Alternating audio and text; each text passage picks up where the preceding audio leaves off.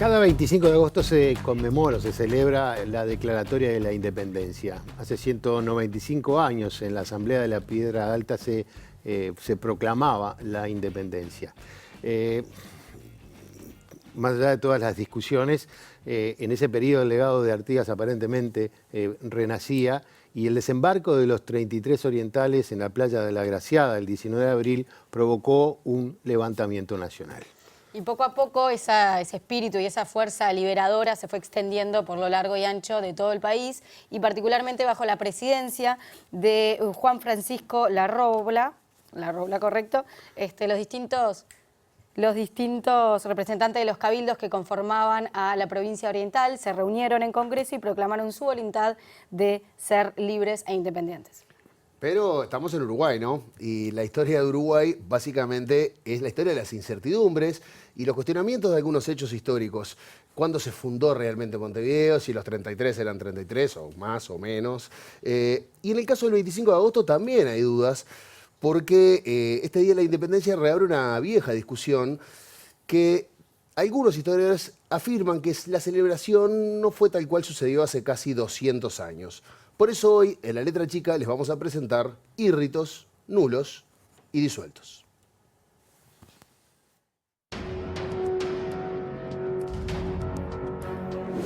¿Cuándo nació el Uruguay?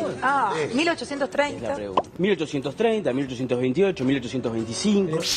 En 1820, el proyecto artiguista llega a su fin. La provincia oriental se une al reino de Brasil, Portugal y Algarbes, bajo el nombre de Provincia Cisplatina. Pero en 1822, Brasil se independiza de Portugal. En aquel momento comienza la etapa final del proceso de independencia del territorio oriental. Aquí hay un objetivo inmediato. El objetivo inmediato es sacar a los brasileños. Entre sus principales referentes figuran Juan Antonio Lavalleja, Manuel Oribe y Fructuoso Rivera. El 9 de abril de 1825, un grupo de hombres liderados por Juan Antonio Lavalleja zarparon desde aquí, desde San Isidro, a lo que conocemos como la Cruzada Libertadora. ¿Eran 33 y eran todos orientales? Ni 33 ni orientales. El 25 de agosto de 1825 se celebra la Declaratoria de Independencia respecto al Imperio de Brasil y la alianza con las restantes provincias unidas del Río de la Plata. La ley de independencia y la ley de unión. Se declara de hecho y de derecho libre e independiente del rey de Portugal, del emperador de Brasil y de cualquier otro del universo. Y en el caso del Uruguay hay un anatema persistente y es ¿cuándo fue la independencia? Son muchas, ¿no? La historia del Uruguay es la historia de las incertidumbres. No fue fácil ese parto y los historiadores hasta el día de hoy tienen visiones que son distintas. El 25 de agosto como fecha de la independencia del Uruguay es literalmente una mentira, si no más te mienten en la cara. Y marcha la mentira, hasta en los almanaques marcha la mentira. Es mentira. No es fácil, desde el punto de vista de la historia, no es posible siquiera fijar una fecha. Como ellos creen una guerra entre Argentina y Brasil que no tiene posibilidades de solucionarse en mucho tiempo, y eso no convenía al interés de Inglaterra, la gran potencia imperial de la época, entonces aparecen dos delegados pesaditos, Lord Ponsonby en Buenos Aires y Lord Gordon en Río de Janeiro, y dicen, bueno, che, loco, acá se acabó este problema, ni tuyo ni mío, somos un país independiente. ¿Eso indica que el Uruguay es una creación artificial de Inglaterra? ¿Es una vieja polémica? Yo creo que no. Porque aunque las circunstancias se dan así, cuando un país es una creación artificial, no dura. La primera vez que uno encuentra el documento más antiguo que uno encuentra, que es posible crear un Estado independiente en este territorio, que la creación de un Estado independiente en la provincia oriental tenía alguna forma de viabilidad, por lo menos imaginaria. Esta es la declaratoria de independencia. Su Majestad, el Emperador del Brasil, declara a la provincia de Montevideo, hoy llamada Cisplatina, lo que era antiguo, separada del territorio del imperio, para que se pueda constituir en Estado libre e independiente de toda y cualquier nación, bajo la forma de gobierno que juzgare pertinente a sus intereses y recursos. Ahí, claro. ¿Y esto cuándo fue? Eso fue el 27 de agosto de 1828. Se acuerda allí, en forma definitiva, la independencia de la banda oriental. Nace un nuevo país.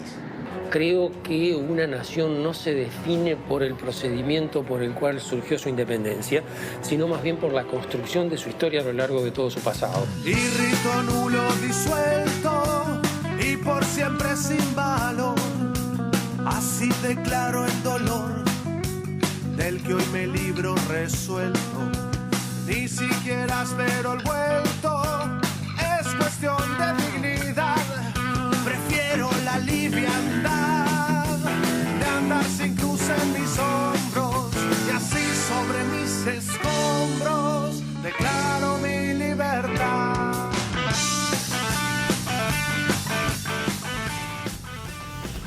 ¿Cómo plantearse un programa de historia en la letra chica? ¿Cuándo nació la República Oriental del Uruguay? ¿Cuál es en realidad nuestro Día de la Independencia? ¿Se necesitan fechas simbólicas para que, más allá de que generen muchos debates, para hablar de independencia, soberanía y patria?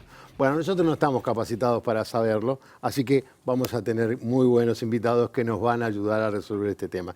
Recibimos primero a la doctora Ana Frega, profesora de Historia, historiadora uruguaya y desde noviembre de 2018 decana de la Facultad de Humanidades y Ciencias de la Educación de la Universidad de la República. Es la primera mujer en ostentar ese cargo. Bienvenida y gracias. Buenas noches. ¿Qué tal? Y también recibimos a el historiador y profesor de historia Carlos De Masi, con quien ya hemos hablado varias veces. Sí, más de una vez. Buenas noches. Bienvenido. Buenas noches, bienvenido. Bueno, bienvenidos a ambos y capaz que la primera pregunta para romper un poco el hielo va para los dos.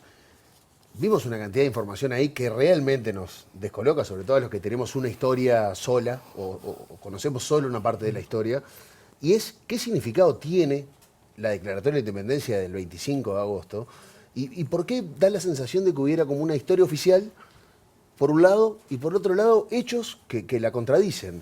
¿Cómo se puede entender eso?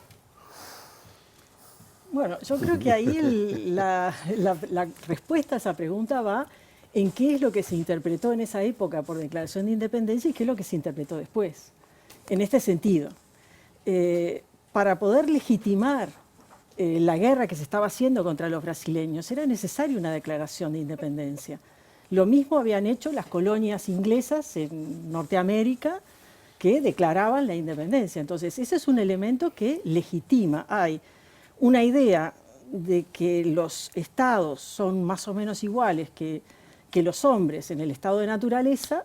Los hombres en el estado de naturaleza son libres e independientes, entonces las provincias en este caso también deben ser libres e independientes. Declarar la independencia es asumir los derechos que en este momento estaban siendo, digamos, usurpados según la letra de la declaratoria por los brasileños.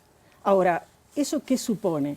¿Supone la vocación de formar un Estado separado de los demás?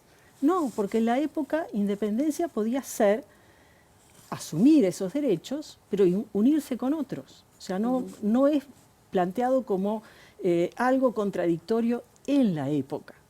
Ahora, el almanaque dice declaratoria de la independencia, pero no sabemos qué se está declarando. No se está declarando la independencia de la República Oriental del Uruguay ni del Estado Oriental del Uruguay. Se está declarando la independencia de una provincia que a continuación resuelve unirse a otras de las que había formado parte. Digo, ese sería el análisis en 1825, digamos. Después las lecturas que se van haciendo son otras, ¿no? Porque en general, digamos, las efemérides apuntan a un evento y los historiadores apuntamos a un proceso. Claro. Y ahí... Ahora, perdón, Carlos, vos dijiste, y acá lo uno con lo que acaba de decir, la conmemoración es una forma de poner en escena a la nación. Ahora, ¿tiene sentido que Uruguay conmemore este día como el Día de la Independencia, cuando en realidad lo que hicimos fue unirnos a otros? A ver, O sea, No, primero declaramos la independencia. Si pero no, se hubiera no nos duró declarado- nada, nos fuimos con Argentina ¿dónde está el enseguida. problema? No, Argentina no existía. Pero los que fueron después...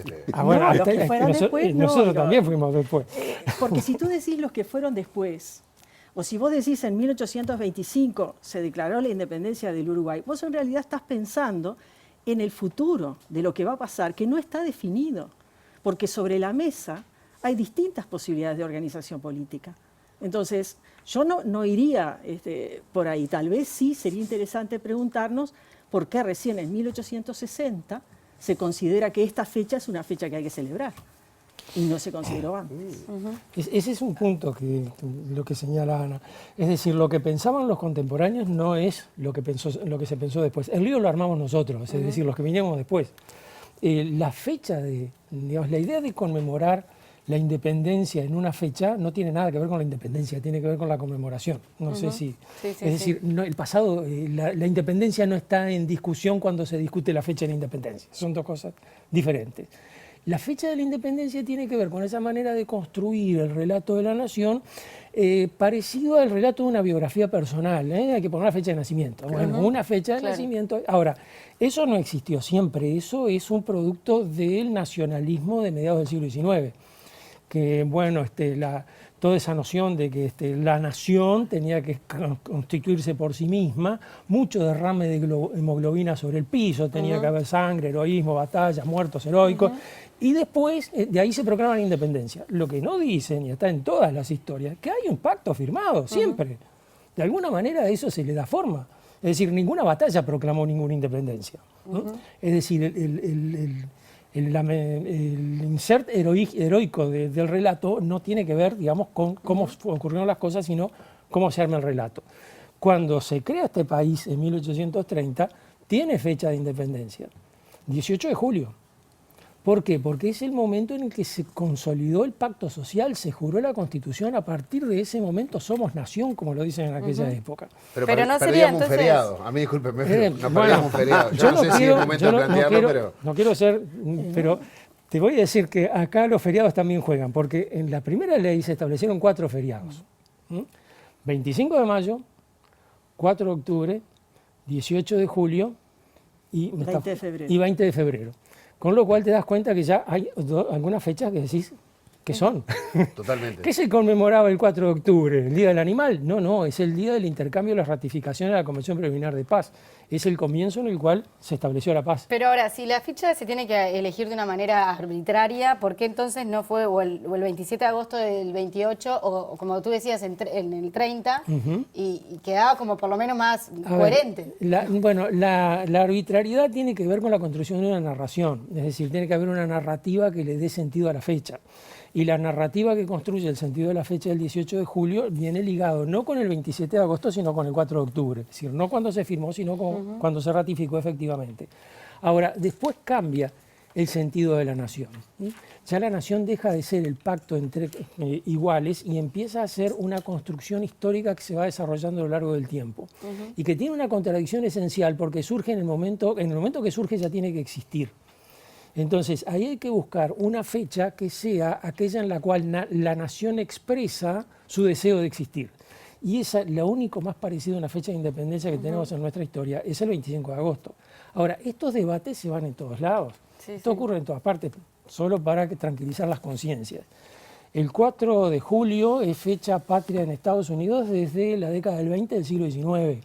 Antes era una fecha solo del estado de Filadelfia.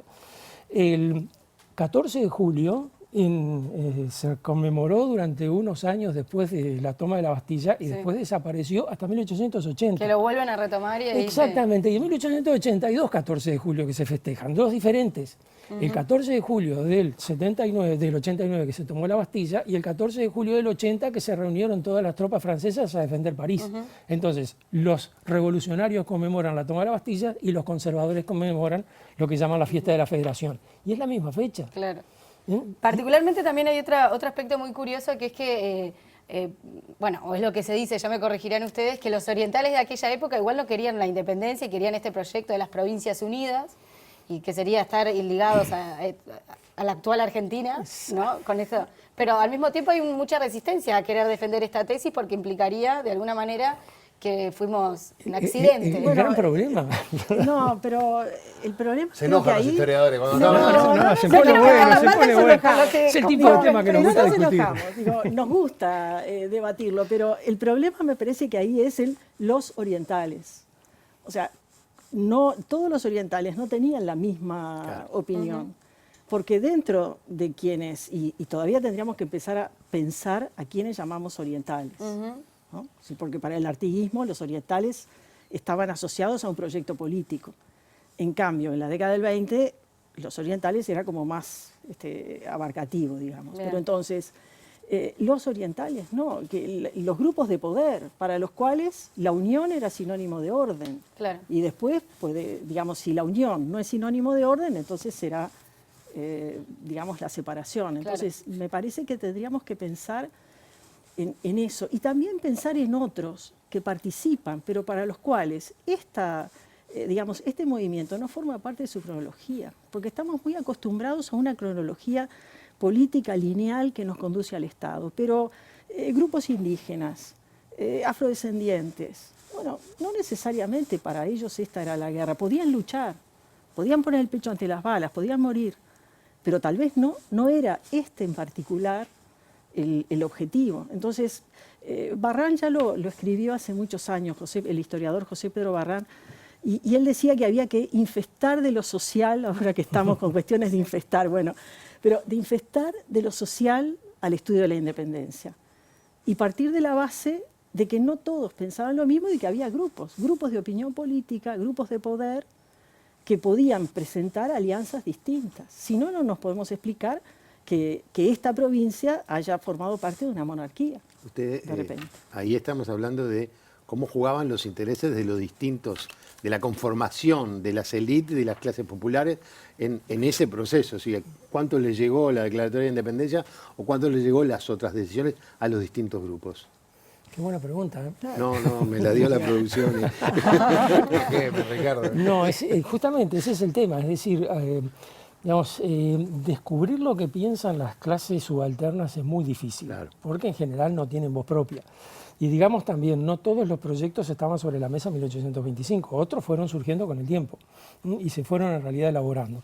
Allí hay una situación muy compleja, digamos, los primeros 20, 25 años de vida independiente de este país son de guerra permanente prácticamente. Es decir, uno dice, bueno, hay muchos conflictos políticos, le han dado diversas explicaciones, pero esas guerras tienen un arrastre social tan fuerte que uno lo que está pensando es que se está renegociando un pacto en el cual, digamos, el reparto de poder en la sociedad no va a quedar como se planteó en 1830. Cuando se alcanza cierto grado de estabilidad es porque, bueno, de alguna forma se ha logrado pactar con los distintos sectores, de alguna forma confiable. Ponerle nombre a esos sectores y texto a esos párrafos es lo que nos está faltando todavía. ¿Y cuál era el rol que cumplían las mujeres en esa época? ¿Tenían algún papel determinante? Bueno, las mujeres participaron de este proceso acompañándolo, tratando de sobrevivir en el medio del proceso o resistiéndolo. ¿no? Digamos, formaban parte de la sociedad y ahí tal vez el problema que tenemos es que la visión sobre las mujeres es una visión que no las recuerda de la misma manera que puede recordar digamos, a los varones.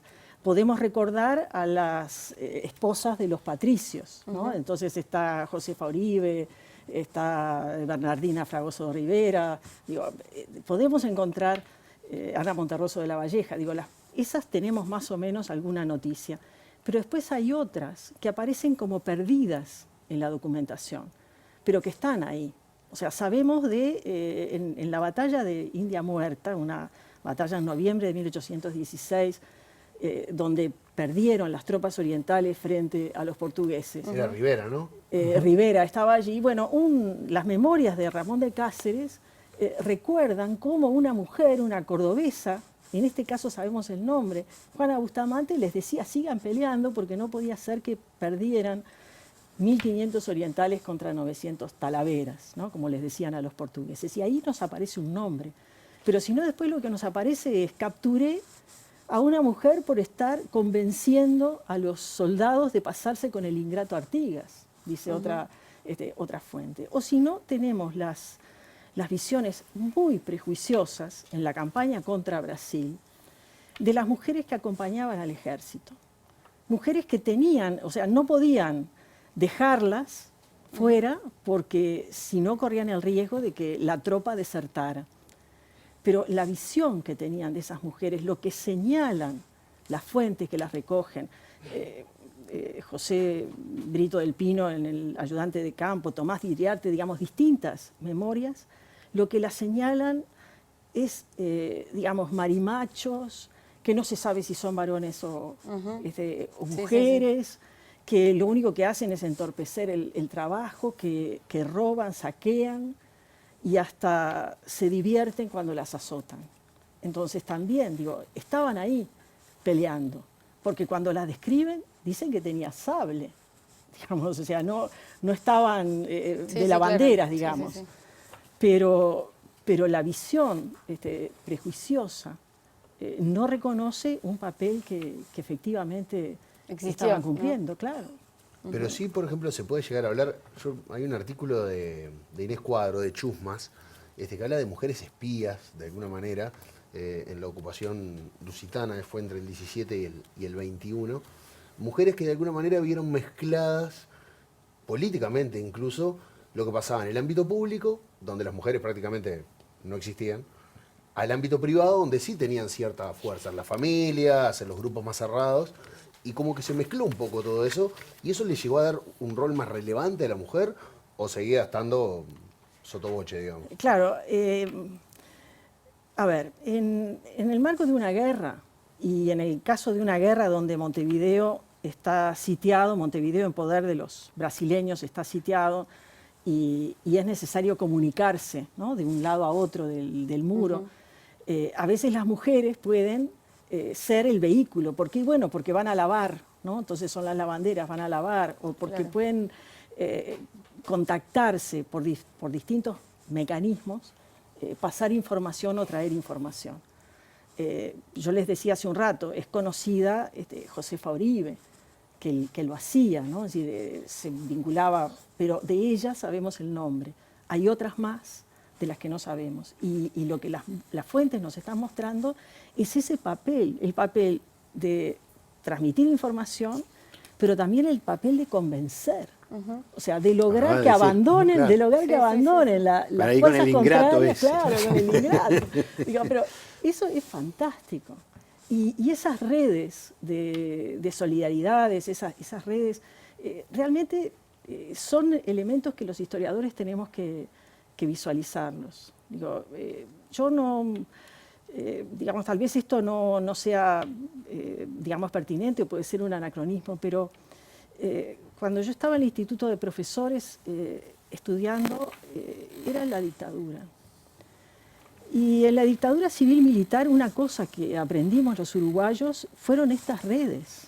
O sea, esas mujeres que conseguían el paquete para llevar al penal y la bolsa. Digo, ese tipo de experiencias, ¿no?, que de repente las vivimos y las conocemos del Uruguay contemporáneo.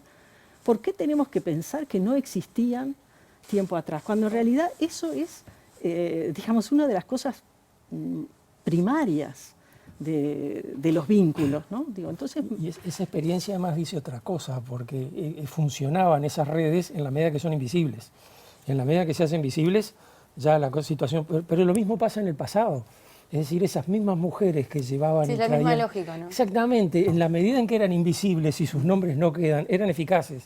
En la medida que ganaban visibilidad la pasaban muy mal. Pero entonces a nosotros ahora nos cuesta mucho trabajo tratar de localizarlas. Claro. Cuando empezábamos a hablar, hablábamos del tema de identidad. Yo me quedé una frase ahí, que las guerras no lograban independencia, sino los pactos. Y esas fechas seguramente son las que fueron las que nos van marcando y de alguna manera nos ponen y dicen, bueno, hubo un acuerdo tal día y por lo tanto esa fecha la tenemos que tomar. Necesitamos como tener cosas de qué agarrarnos, como para crear identidades. Sí, ahí está, la identidad está creada. Nunca hay ausencia de identidad. Es decir, antes de que surgiera el Uruguay estábamos en las Provincias Unidas. Antes éramos españoles, nos peleábamos contra los ingleses, claro, y sin que nos mandaran ninguna ayuda, como pasó en las invasiones inglesas. Es decir, siempre hay alguna identidad que va permanentemente en transformación. Ahora, es notable porque la construcción romántica de la nación, que la considera como un sentimiento, una comunidad de historia, pasado, cultura y etcétera, necesita tener un hecho épico. Batallas. Ya sí, necesita sangre. Sin sangre no funciona. En una época me puse a estudiar estas cosas y entonces miré las fechas de independencia de los países de Europa del Este que habían surgido después de la Conferencia de Versalles. y comparando con la fecha de la firma del tratado, que ninguna coincide. Ninguna coincide. O sea, no terminaron la batalla y fueron a firmar el acuerdo. Exactamente, pero resulta que hay un Estado que era independiente con una batalla del siglo XIV. Claro. ¿Qué le pasó después en el siglo XIX? No se sabe. Es decir, cuanto más lejana en el tiempo, cuanto más heroica en su constitución, mejor. Sí, claro. Porque, bueno, a ver, Es el decanato, ¿no? Competir con los países bueno, al lado. a ver, pues. el decanato. Sí, pero igual hay un gran olvidado en la fecha de la independencia. Bueno, pero una cosita más que quería decir. Cuando Sí. se inaugura el Monumento a Artigas en la Plaza Independencia, 28 de febrero de 1923, Zorrilla dice un discurso. Y en el discurso empieza diciendo una frase gloriosa. ¿Qué tenía Dios en su corazón cuando creó la República Oriental? Ya nos hizo Dios, ya. Oíme, en el contrato de origen, creó los cielos, la tierra y la República Oriental. Buenísimo. Y vas a decir algo que Sí, querías... y que el gran olvidado, digo, si estamos hablando de independencia, o sea, el gran olvidado acá es José Artigas y el artiguismo. Porque si vamos a hablar de independencia, bueno, no es frente a Brasil, que es la declaratoria del 25, pero primeramente decían las instrucciones, los diputados deben proponer que se declare roto cualquier vínculo con España y con la familia de los Borbones. Eso podía ser tomado como una independencia. Es que esa era la idea. O sea, la diferencia está, creo yo, en que en 1813 los diputados orientales debían pedir que se declarara la independencia en el Congreso. Porque estos pueblos estaban reasumiendo la soberanía, pero no tenían la idea de un cuerpo de nación como para ellos declarar la independencia. ¿Pedir o proponer? Claro, que declarara, o sea, deben pedir que se declare la independencia, que se rompan los vínculos que unen al Estado de España con estos territorios y también que queden anulados cualquier vínculo de fidelidad con la corona, ¿no? Es decir, el juramento con la corona y el vínculo político con el Estado. ¿Y hay un proyecto para eso? Es que los diputados no fueron aceptados Claro, en el Congreso. me refiero así. Me dio la sensación como dijiste que hay un proyecto para reconocer. Ahí hay un futuro de independencia, digamos, en el sentido que lo podemos entender hoy, es decir, autonomía política plena del territorio. Es la primera vez que se habla de independencia en esta región. Que se dice, tenemos que pedir la independencia. Y sí, digamos, quedó olvidado dentro de todo lo que fue el paquete de las instrucciones del año 13, que se publicaron allá por 1870 y pico, y recién allí la gente dijo, esto debe ser falso. Bartolomé Mitre las conocía, pero no las publicó. Hizo la historia de Belgrano y no incluyó las instrucciones del año 13. Entonces, eso quedó un poco allí como una especie de, como fue todo el legado artiguista, es decir, se fue reconstruyendo con el tiempo. Sí. Y recién hoy, uno quiere ver un documento de Artigas y tiene la colección del archivo Artigas. Artigas no tenía ese privilegio, no podía mirar sus documentos así. Me queda una duda, en este tema de la declaratoria de la independencia y de la jura de la Constitución. ¿Hay un enfrentamiento político entre los partidos fundacionales, el Partido Nacional y el Partido Colorado? Sí. ¿Y por qué? Yo qué sé. Pero ¿Para qué trajimos historiadores? Acá, eso se plantea exactamente en 1923, cuando se empieza a discutir, cuando se llega a la fecha de nuestro centenario, tenemos que festejarlo. ¿Cuándo es? ¿Cuándo es? Por suerte fueron en el mismo año. Bueno, cuidado, porque allí se planteó, es cuando Blanco Acevedo publica el ensayo sobre la fecha de la independencia, que es Colorado novallista, el estudio sobre la fecha de la independencia, informe sobre la fecha de la independencia, dice, es el 25 de agosto. Y allí se plantea el debate para que aclararse una ley, y allí el Gustavo Gallinal que es Blanco, toma ese informe como base y argumenta que el centenario se tiene que conmemorar el 25 de agosto de 1925. Pero por otro lado, los vallistas, el ministro de Castillo, gracias, Edmundo Castillo, menos mal que tengo un historiador. Edmundo Castillo defiende la versión de que la fecha es el 18 de julio, que por lo tanto tiene que conmemorarse el 18 de julio de 1930. Y allí queda sesgado, digamos, un Blanco defendiendo el 25 de agosto, un vallista defendiendo el 18 de julio. Y varias veces Gustavo Gallinal dice, no tenemos que hacer acá cuestión de partidismo. Como que él ve que hay, digamos, una mirada blanca y una mirada vallista. Y en un momento, ya sobre el final del debate, Edmundo Castillo es una cosa terrible. dice, bueno, yo no he querido hacer partidismo, pero si quieren hacer partidismo, yo voy a hacer partidismo y voy a decir que los blancos quieren ocultar la fecha del 18 de julio porque quieren olvidar un episodio sangriento que había ocurrido en 1853. Y uno mira y dice, bueno, en 1853 hubo un episodio terrible, la conmemoración del 18 de julio, un tiroteo espantoso. La primera vez que se conmemora el 25 de agosto es cuando se inaugura el Teatro Solís. Y eso es 3 años después. Es decir, la fecha del 25 de agosto efectivamente surge en parte por los olvidos identitarios de la nación. La nación tiene que tener olvidos así como tiene memoria. Y en parte por la construcción de una narrativa que mostraba al Uruguay preexistente antes de que existiera, incluso, digamos, la gesta artiguista. Pibel Devoto, Raíces coloniales de la Revolución Oriental del 11, hace todo un estudio de lo que es la época colonial en este territorio, y después, años después, en 1975, furioso contra la dictadura, está haciendo un prólogo de una publicación de clásicos uruguayos, dice, la independencia de este país está prefigurada desde el tiempo de la independencia, ya lo demostré en Raíces coloniales. Así empieza el prólogo de un libro que se llama La Independencia Nacional, 2 tomitos, que el segundo tomo es el informe de la fecha de independencia. Vamos a seguir hablando de nuestra independencia porque está Gabriel Quirichi con nosotros y en un ratito vamos a seguir. Agradecerles a los dos.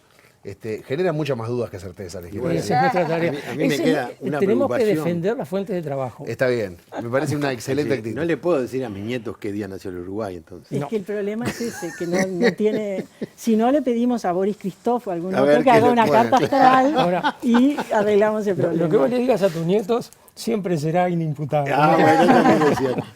Ya Vamos venimos a- con el último bloque de La Letra Chica.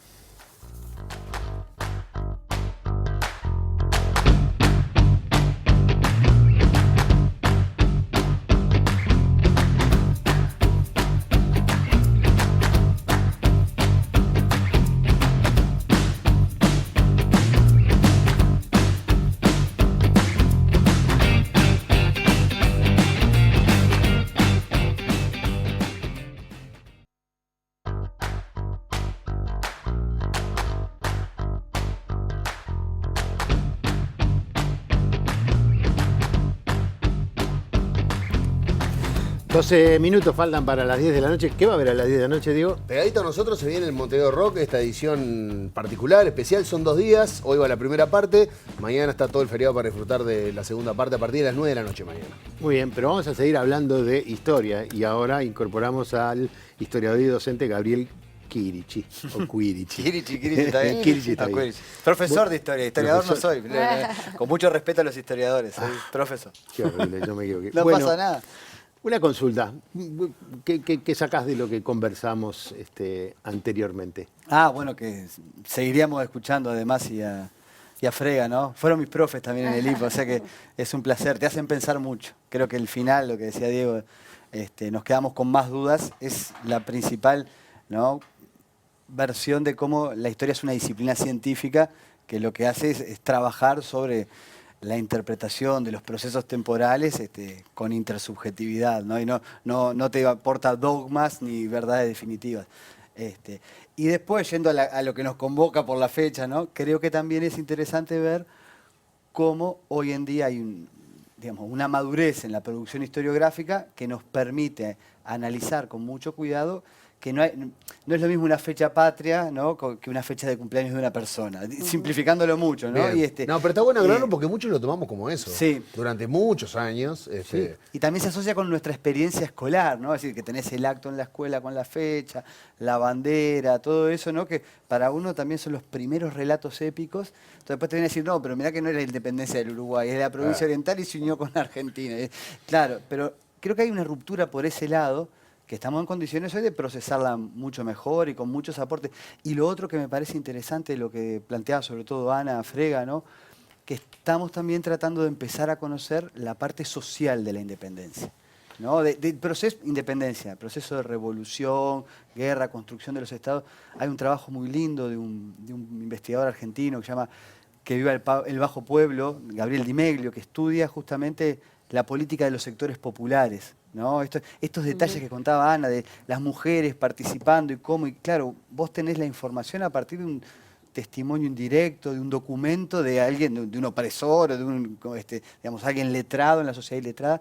Y creo que ahí hay pila de cosas interesantes sobre la participación política de los sectores rurales, de cómo la vida estaba mucho más politizada en campaña, ¿no? Y cómo, bueno, esa gente trató de ir construyendo un proyecto político con vaivenes y que no era definitivo, ¿no? Pero me parece que es una cosa que hay que seguir trabajando y no son solo los héroes o los monumentos, sino que hay una cosa social que está emergiendo y está bueno ver. En términos futbolísticos, igual yo diría, la declaración del 25 de agosto fue pedirle de vuelta para jugar a Brasil un partido, en los términos políticos que era la guerra de aquella época, junto con nuestros hermanos del Río de la Plata. Y ahí empezó la batalla, de vuelta, ¿no? Fue la tercera guerra que había en la región, ¿no? Y se les ganó, pero después se perdió en la Liga, que eso es otro tema. Nos sacaron los puntos, ¿eh? ¿Por qué era más politizado el Independiente? Porque Montevideo era muy colonial, no sé, ¿por qué? Es una época de mucha politización, Montevideo también, ¿no? Lo que pasa es que Montevideo tiene influencias diferentes, está toda la movida hispana, ¿no? Montevideo termina siendo capital del virreinato después que cae Buenos Aires. Está toda la movida también constitucional hispana, liberal, que viene de España con la Constitución del 12, ¿no? Hay muchas vertientes en Montevideo.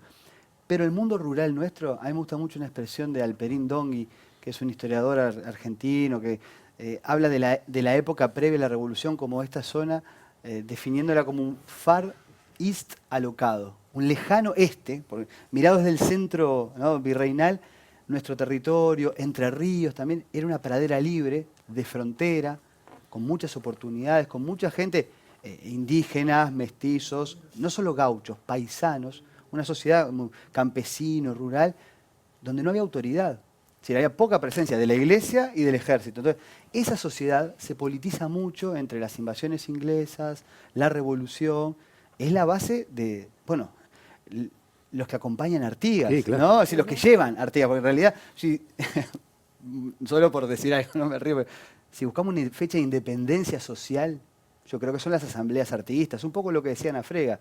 Ni siquiera las instrucciones del año 13, que es el documento. ¿Sí? Acaba de agregar otra fecha más. Yo creo, eso en octubre. Antes incluso, anterior a las instrucciones. Y aparte, ahí hay una mujer también, ¿no? Que es la Quinta de la Paraguaya, ¿no? No solo una mujer, sí.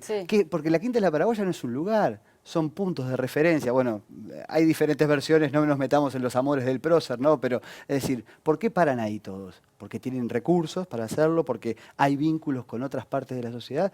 Y es la primera vez que los que eran, o buena parte de los orientales movilizados, deciden por sí mismos. Lo que pasa es que es una decisión un poco triste porque se tienen que ir para, es decir, una emigración se llamó en la época.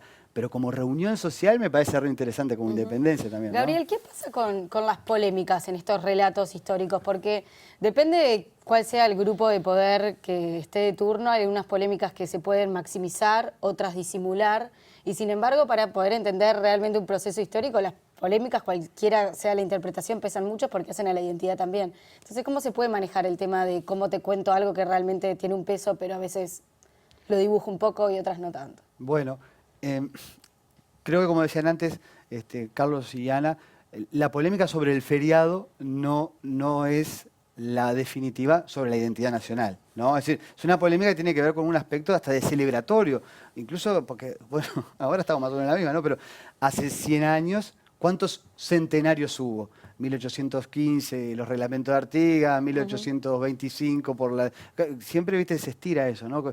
Incluso la piedra fundamental del Palacio Legislativo la ponen en 1925, un poco ahí, claro. El Estadio Centenario es por 1830, sí, ¿no? Entonces, esa polémica yo creo que es más circunstancial, ¿no? A mí me parece que lo otro que es interesante, sí, es discutir si yo en esa polémica creo que hay una esencia del ser uruguayo anterior, ¿no? Una nación que podría ser por Dios, como citaba Carlos, claro, ¿no? Decía Zorrilla, o por un ser nacional especial, o si creo que la nación es una construcción colectiva, ¿no? Entonces, si yo parto de esta segunda visión, soy más proclive a ver la cuestión con sus contradicciones, y creo que nos aporta mucho mirarnos como una construcción colectiva de fronteras, ¿no? Pero es mucho más difícil de explicar eso. O de contar o de narrar. Bueno. ¿Qué quiere decir eso? De fronteras. Eso, sí. Lo que pasa que, claro, yo creo que es un desafío lo que vos decís, Diego. Me parece que hay más posibilidades igual de contarnos de fronteras. Porque si vos te pones a mirar, surgimos entre España, Portugal, las tierras de diferentes naciones Una indígenas visión integrada, ¿no? y la Digo. incorporación de la población afroesclavizada. Surgimos de eso. No surgimos de solo la batalla de La Valleja contra los brasileños. Y hablamos un poco portuñol, cosa que los porteños no tanto, pero tenemos mucha cosa de... Somos argentinos por argentinos del Río de la Plata. Y tenemos gandó. Y yo no estoy haciendo como el mosaico de particularidades que sumadas todas dan algo, sino que, es decir, somos una sociedad de fronteras terrestres, porque ¿qué límite hay tan fuerte entre Argentina y Uruguay, entre Brasil y Uruguay? Y también atlánticas, ¿no? Y eso genera, ¿no?, una perspectiva más compleja, más linda. ¿No se puede contar en términos de guerra? Ahí sigue esto que vos decís, como la narración. Me parece que, y esto es un tema para mirar con otra dimensión, hasta el final de la Guerra del Paraguay. Porque la región está en disputa. ¿Qué naciones van a surgir definitivas, como conocemos como modernas, como estados modernos? Recién es a fines del siglo XIX, ¿no? Entonces, claro, hay muchas guerras, no solo la de La Valleja contra, y Alvear también, contra los brasileños y el imperio, sino que hay muchas guerras en la región que también nos costaría contar. Entonces, yo ahí no le veo problema. Es decir, contar la identidad como una construcción de fronteras hasta es más coherente. Diverso, no sé si coherente, no, porque el otro lo pasa que es una épica muy militar, un poco lo que decía Carlos, Sí, ¿no? es la épica nación gana una batalla, entonces surge, pero después el documento, como es un pacto, es medio... Funciona más como un videojuego, voy sumando puntos hasta que...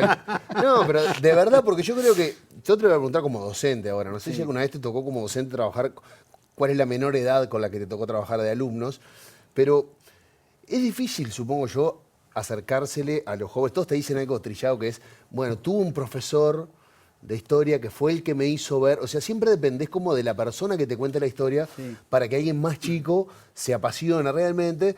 Y bueno, capaz que la épica militar, el hecho de algo progresivo, de como ir sumando puntos hasta lograr un objetivo, o maquillar una historia y hacérmela sencilla, no me la compliqué, decirme cuándo cumplimos años, cuándo hay que festejarlo, qué tengo que cantar y qué bandera tengo que levantar. Pero ¿cómo sacarle, cómo llevar ese conocimiento de una manera más honesta, teniendo la cantidad de herramientas que tenemos hoy y lo que hemos aprendido, llevárselo a los más chicos y mostrarle algo más conceptual de nuestro país y no tan...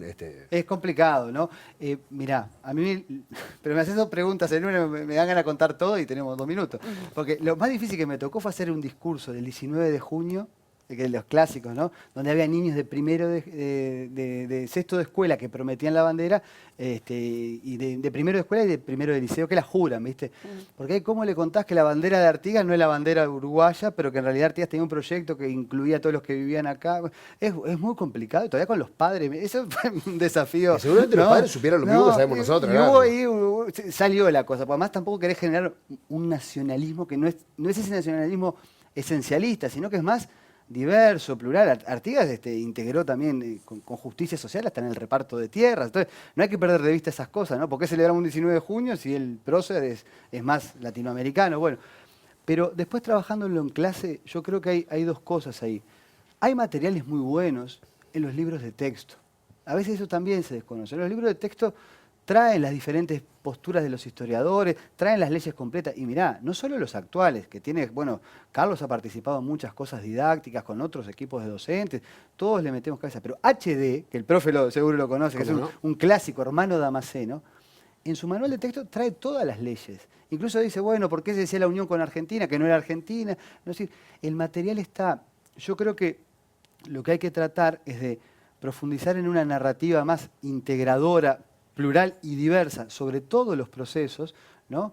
En donde no se convierta en... había una historia que iba a ser buena o positiva, que era que surgiera el Uruguay, entonces vos para contarla así tenés que tener enemigos en los brasileños, enemigos en los porteños, ¿no? Y es un tema más complejo de cómo se construye de fondo una nueva organización política en territorios donde se cayó la monarquía, se terminó el colonialismo y empezamos a decidir entre todos con vaivenes nuestros destinos, ¿no? Y no eran unos destinos fijos, porque eso también es otra cosa que la historia nos enseña. Vos podés cambiar el destino, ¿no? Colectivamente. Entonces, podía ser un país así, podía ser otro, ¿no? Y tampoco es un destino fijo para siempre. Si me permiten, yo creo que queda una pregunta o 2 por hacer, pero una es, según vos, Gabriel, ¿Qué celebramos mañana entonces? Bueno, yo celebro, pará, te digo que celebro yo. No, la noche de nostalgia. No, voy a pasar un aviso para todos los compañeros, ¿no? También es el día, no, hablando de historia, no, pues es el día del comité de base mañana, que trata de ser artiguista y es tricolor, porque la bandera es tricolor, la bandera del 25 de agosto es tricolor, no es la bandera. Yo creo que lo que se celebra, la épica que tiene, igual yo lo dije un poco futbolísticamente, ¿no?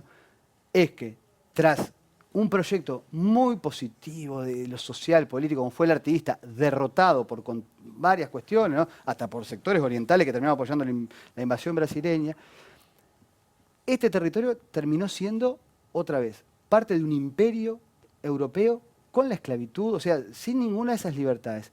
Hubo un intento de zafar, que fue la Logia de los Caballeros Orientales en el año 23, que incluso tiene un proyecto parecido al de las leyes, estas que se terminan declarando 25, que fracasó, y en el 25 se reinician las acciones para luchar contra ese imperio.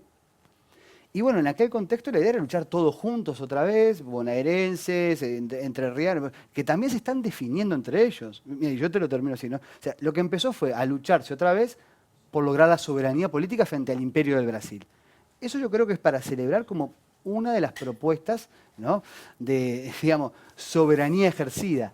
El resultado, y lo que terminó pasando, es más complicado, porque después empezó a haber guerra civil dentro de Argentina, el ejército se le gana militarmente a Brasil, se le gana en Ituzaingó después en el 27, se le gana a nivel naval en Juncal, pero las tropas argentinas que nos ayudaban se las quieren llevar los unitarios para pelear contra los federales de Argentina, porque tienen un lío bárbaro con la Constitución. Y quedamos en el o sea, frontera otra vez, quedamos en el medio de ese lío, los que eran de aquella época, y mucha gente quedó desanimada y empezó a aparecer la idea, bueno, y si somos un Estado intermedio, ¿por qué no? ¿No? Pero me parece que empezar a luchar de vuelta por ser independientes de un imperio esclavista y de cualquier otro en el mundo, como dice, me parece positivo. Yo en parte también celebro la unión. Me parece que la unión como proyecto político a largo plazo es una idea que no podemos perder de vista, que no vamos a ganar nada, ya lo decía Artigas, ¿no?, peleándonos entre nosotros mismos. Y celebro la bandera tricolor como hincha de Nacional. Yo lo que me quedo con la duda es si da para que sea un feriado no laborable, pero bueno, ya que quedó planteado así. No, bueno, porque se le ha sacado un poco de... Yo aprendí muchísimo, no sé ustedes. Sí, yo también. Y además le reitero que además la bandera de Sporting también es tricolor. No, digo, para que quede, presente. Tenía que nombrar. ¿Nos vamos entonces? Nos vamos. Gabriel, muchas gracias. Bueno, recuerden, perdón, que mañana Montevideo Rock, no vamos a estar al aire con la Letra Chica, y el miércoles volvemos con un tema que, si yo me acordara, sería... Los efectos de la pandemia en la salud mental. Salud mental va a ser un tema más que interesante, porque la pandemia nos dejó muchas cosas, entre otras, mucha crisis y mucha evidencia en nuestros problemas estructurales en cuanto a la salud mental. Así que nos vemos. Hasta mañana. Hasta mañana.